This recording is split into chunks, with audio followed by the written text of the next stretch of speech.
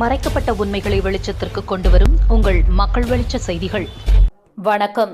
புதுச்சேரி திருபுவனை துணை மின் நிலையத்தில் ரூபாய் 1,04,50,000 செலவில் புனரமைப்பு மற்றும் சுற்று மதில் சுவர் அமைக்கும் பணியை தொகுதி சட்டமன்ற உறுப்பினர் ப. அங்காளன் இன்று பூமி பூஜை செய்து தொடங்கி வைத்தார்.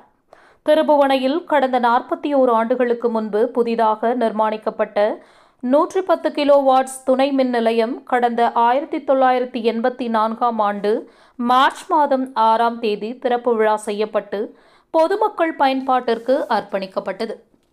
இந்த நிலையில் 41 ஆண்டுகள் பழமையான இந்த துணை மின் நிலையத்தின் RCC தூண்கள் பழுதடைந்து பலவீனமான நிலையில் இருந்து வந்தது. இதுகுறித்து தொகுதி சட்டமன்ற உறுப்பினர் ப. அங்காளன் மேற்கொண்ட நடவடிக்கையின் பேரில் புதுச்சேரி அரசு பொதுப்பணித்துறை கட்டிடங்கள் மற்றும் சாலைகள் தெற்கு கோட்டத்தின் சார்பில் துணை மின் நிலையத்தில் உள்ள RCC தூண்களை ரூபாய் 75.15 லட்சம் செலவில் புனரமைத்து புதுப்பிக்கும் கட்டுமான பணிக்கான பூமி பூஜை விழா இன்று காலை நடந்தது.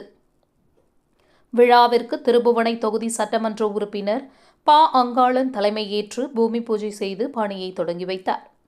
விழாவிற்கு பொதுப்பணித்துறை தெற்கு கோட்ட செயற்பொறியாளர் எஸ். சந்திரகுமார், உதவி பொறியாளர் ஏ. ஜலீல், இளநிலை பொறியாளர்கள் நிர்மல் ராஜ் கிருஷ்ணன், ஒப்பந்ததாரர்கள் டி. பூபாலன், ஏ. பாஸ்கர், மின்துறை உதவி பொறியாளர் டி. பன்னீர்செல்வம் ஆகியோர் முன்னிலை வகித்தனர். நிகழ்ச்சியில் மின்துறை இளநிலை பொறியாளர்கள் R. Palanivel, S. Gokul, S. Udaya Adityan, JCM மக்கள் மன்ற திருபுவனை தொகுதி தலைவர் ரவிக்குமார் மற்றும் நிர்வாகிகள், பொதுமக்கள் உட்பட பலர் கலந்து கொண்டனர். தொடர்ந்து துணை மின் நிலையத்தை சுற்றிலும் ரூபாய் 29.35 லட்சம் செலவில் சுற்று மதில் சுவர் அமைக்கும் பணியை தொகுதி சட்டமன்ற உறுப்பினர் ப. அங்காளன் பூமி பூஜை செய்து தொடங்கி வைத்தார்.